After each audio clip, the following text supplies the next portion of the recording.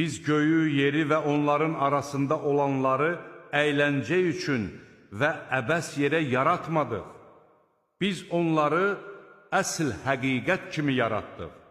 Lakin çoxları bunu bilmir. Şübhəsiz ki, ayırt etmə günü onların hamısı üçün müəyyən olunmuş vaxtdır. O gün dost-dosta heç bir şeylə fayda verə bilməyəcək. Onlara kömək də edilməyəcəkdir. Allahın rəhm etdiyi kimsələrdən başqa. Həqiqətən O qüdrətlidir, rəhimlidir. Həqiqətən zəqqum ağacı günahkar adamın yeməyidir. Əridilmiş yağın çöküntüsü kimi qarınlarda qaynayar, qaynar su qaynayan kimi. Onu tutub cəhənnəmin ortasına sürüyün. Sonra əzab vermək üçün başına qaynar su tökün. Dad bu əzabı.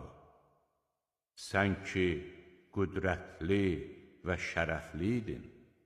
Sizin şübhə etdiyiniz əzab budur.